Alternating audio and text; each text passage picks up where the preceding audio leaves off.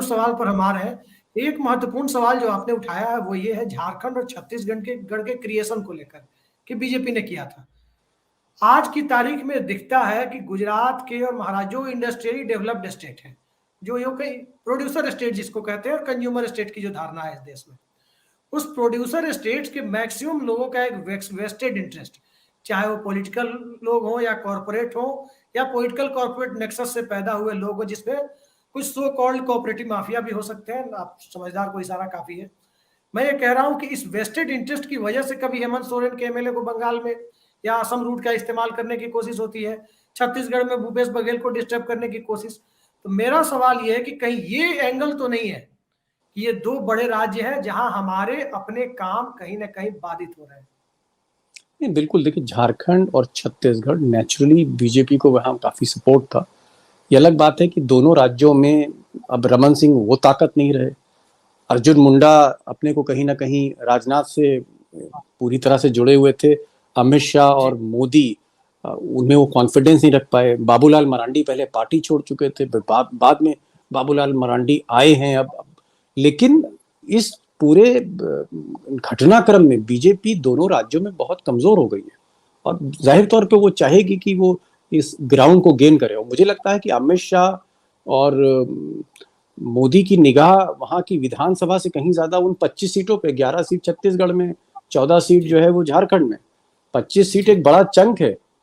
तो वहां पर दोनों स्टेट्स में अगर आप वीक हैं और अगर वहां पर करप्शन है, अगर वहां से फिनेंस अपोजिशन का जनरेट हो रहा है, क्योंकि दोनों राज्यों में पैसा है। पैसा इसलिए है, माइंस है, मिनरल है, बड़े कॉन्ट्रैक्ट हैं, एनवायरमेंटल क्लियरेंस है, डिस्ट्रिक्ट एडमिनिस्ट्रेशन की क्लियरेंस है, ट्राइबल है, फॉरेस्ट एरिया है, इसलिए वहां पर बिग मनी है।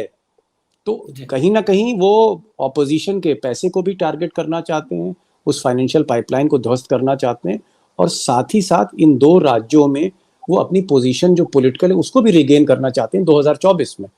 ये मेरा मानना है। बहुत महत्वपूर्ण सवाल है कि जैसे एक जमाने में आप जैसे इन्वेस्टिगेटिंग जर्नलिस्ट जो भी हुआ करते थे उस दौर में, जब गोदी मीडिया टर्म जो है वो इजाद नहीं किया गया था, तब की बात मैं कर रहा हूँ। चाहे टाडा का मामला हो, एक पूरी की पूरी डिटेल इन्वेस्टिगेटिंग स्टोरी आती थी उसकी, किसी भी सेंट्रल एजेंसीज की, चाहे वो आतंकवाद के नाम पर हो या इन्वेस्टिगेशन के नाम पे हो, तो पूरी डिटेल्ड स्टोरी आती थी। आपको याद होगा फेरा को लेकर काफी बवाल हुआ, कई स्टोरी उस पर छपी, तब जाकर के बाद में थोड़ा सा लिबरल लॉ फेमा लाया गया, फेरा को रिप्लेस करके लाया गया। आज की तारीख में क्या लगता है कि आप जैसे लोग, मैं आपको भी उसमें इंक्लूड करता हूं, कि ईडी की गतिविधियों के ऊपर, हालिया गतिविधियों के ऊपर जिस प्रकार से एक सतही स्टोरी इंडियन एक्सप्रेस ने की थी, सतीश सर नमस्कार, आपने समय दिया, जो एक स्टोरी की थी इंडियन एक्सप्रेस ने, उसका कोई डिटेल्ड वर्जन सामने आ पाएगा? देखिए, आज के दौर में क्या है कि बहुत लिमिटेड एक्सेस है रिपोर्टर्स के पास। हम लोग जब रिपोर्टिंग करते थे सरकार की, तो हम लोग ईडी के डायरेक्टर से मिलते थे, जॉइंट डायरेक्टर से मिलते थे। जो दस्तावेज हम चाहते थे वो हमको दस्तावेज मिल जाते थे, हमको चार्जशीट की कॉपीज मिल जाती थी। इसी तरह से होम मिनिस्ट्री में होम सेक्रेटरी से हम लोग हर दूसरे दिन मुलाकात हमारी होती थी। और चाहे वो अडवाणी हो, चाहे वो इवन चिदम्बरम भी हो, उनसे लगातार हम लोग टच में रहते थे कि किस राज्य में क्या हो रहा है, किस ऑपरेशन के पीछे क्या है। ऐसे ही सीबीआई में था, सीबीआई में भी बहुत ज़बरदस्त एक्सेस रिपोर्टर्स की रहती थी। और अगर मेहनत करने वाला रिपोर्टर है, पैनी निगाह रखने वाला रिपोर्टर है, तो उसको पूरा मौका मिलता था कि वो चीज़ों को सही पर्सपेक्टिव में समझे, डीप डाइव करे डॉक्यूमेंट्स में और सही रिपोर्टिंग पे। आज की तारीख में आप इंडियन एक्सप्रेस को दोष नहीं दे सकते, क्योंकि आपके लिए मंत्रालयों के दरवाजे बंद हैं। एजेंसियों में आपसे कोई अधिकारी आपसे बात नहीं करेगा। आरटीआई अगर आप लगाते हैं तो आपके पास कोई जवाब नहीं आएगा। तो जब आपके पास सारे मैकेनिज्म, सारा रास्ता ये आपके पास खत्म हो गया है, आपके पास कोई विकल्प नहीं है कि किस तरह से हम इन्वेस्टिगेटिव जर्नलिज्म करें, जब हमारे पास हमारा फाइल तक एक्सेस नहीं है, अधिकारी तक एक्सेस नहीं, कोई बात करने को तैयार नहीं है, मंत्रालय आप अंदर जा नहीं सकते। तो ये एक सबसे बड़ी वजह है कि इस सरकार में वाकई क्या हो रहा है, क्या कोई गड़बड़ हो रहा है, क्या घपला हो रहा है नहीं हो रहा है, ये किसी को अभिषेक नहीं मालूम है। गाहे बगाहे कोई सुप्रीम कोर्ट में बहस हो और वहां पर कोई उस जिरह में कोई बात सामने चली आए, या कोई विक्टिम है या कोई इस तरह का व्यक्ति है जो अधिकारी है नाराज हो जाए और वो फिर जो है आके कोई बात बता दे, तब तो पता लग जाती है। लेकिन रूटीन उसमें आज सरकार के भीतर, मोदी सरकार के भीतर क्या चल रहा है आपको नहीं मालूम है। यहाँ तक कि कैबिनेट के जो डिसीजंस होते हैं वो भी सारे नहीं बताए जाते।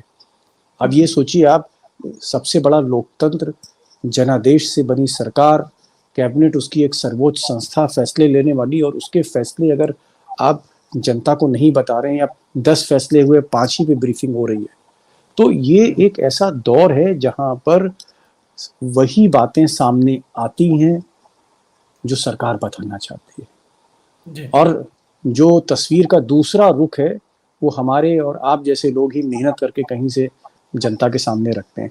तो गोदी मीडिया और गोदी अखबार, जिनका इतना बड़ा एपरेटस है। आरटीआई की बात की है, छोटा सा मैं आपको दे रहा हूँ, कल का ही इंफॉर्मेशन है। केनरा बैंक से आरटीआई मांगी गई, 1,29,000 करोड़ रुपए के लोन उसने राइट ऑफ किए हैं। किसके किए हैं वो नाम का खुलासा करने के लिए तैयार नहीं है। जी बिल्कुल बिल्कुल। थे कुछ महीनों पहले, मैं बताऊं, मेरे पास पक्की सूचना थी एक बड़े कॉर्पोरेट हाउस को लेकर कि उनके खिलाफ जो है एक एफआईआर हुई है। अब सवाल ये है कि ईडी में एफआईआर नहीं कहते, वहां पर ईसीआईआर कहते हैं उसको। मैं उस विषय में नहीं जानना चाहता। एफआईआर नहीं कहते, ईसीआईआर, लेकिन मैं एफआईआर का मतलब रिपोर्ट। लेकिन मजाल है कि हमको पता लग पाए, हमको कोई दस्तावेज मिल पाए, कोई अधिकारी हमसे कंफर्म करे। अब अगर कोई आपके पास डॉक्यूमेंट नहीं है, एफआईआर की कॉपी नहीं है, आपके पास किसी अधिकारी से कोई सूचना नहीं मिल रही, तो आप कभी उस खबर को ब्रेक नहीं कर सकते। ऐसी तमाम खबरें हैं जो रिपोर्टर्स को उड़ते उड़ते पता लगती हैं लेकिन ब्रेक नहीं हो पाती। तो मुझे लगता है कि जब ये सरकार जाएगी, जब भी जाएगी, 5 साल बाद, 2 साल बाद, 15 साल बाद, जैसे भी, कभी ना कभी तो एक दूसरी सरकार आई, कभी ना कभी तो विपक्ष में, तब बहुत से आपको चीजें जो हैं वो हो सकता है कि कुछ बड़े खुलासे आपको पता लगेंगे। अरे ऐसा भी था, अच्छा ये भी था, अच्छा तो उस कॉर्पोरेट हाउस को ये चीजें दी गई, अच्छा टेंडर में ये प्रोसेस नहीं किया गया, यहाँ पर ये इरेगुलरिटीज हैं। क्योंकि देखिए ऑडिटिंग भी नहीं हो रही है, रिपोर्टिंग नहीं हो रही, मीडिया रिपोर्ट नहीं कर रही है, सीएजी ऑडिट नहीं कर रहा प्रॉपरली, अदालतें जो हैं वो संज्ञान नहीं ले रही हैं, डर रही हैं अदालतें, और आरटीआई जो राइट टू इंफॉर्मेशन है वो कहीं ना कहीं वन वे ट्रैफिक हो गया है। तो कोई मैकेनिज्म, कोई रास्ता नहीं है कि अगर आप सरकार हैं, आपके घर में क्या हो रहा है, आप कौन से फैसले ले रहे हैं, पैसा कहाँ जा रहा है, कहाँ से आ रहा है ना। या अगर आप बीजेपी का ही देख लीजिए, बीजेपी के पास जितना आज की तारीख में फंड्स हैं, और नंबर 1 में जो फंड्स हैं, उसके आधे भी कांग्रेस के पास नहीं है। तो मुझे लगता है कि हम किसी पत्रकार को दोष दें या हम किसी एंकर को दोष दें, व्यवस्था ही ऐसी हो गई है जहां हमारे सारी इंस्टीट्यूशंस जो हैं कंप्रोमाइज लगती हैं।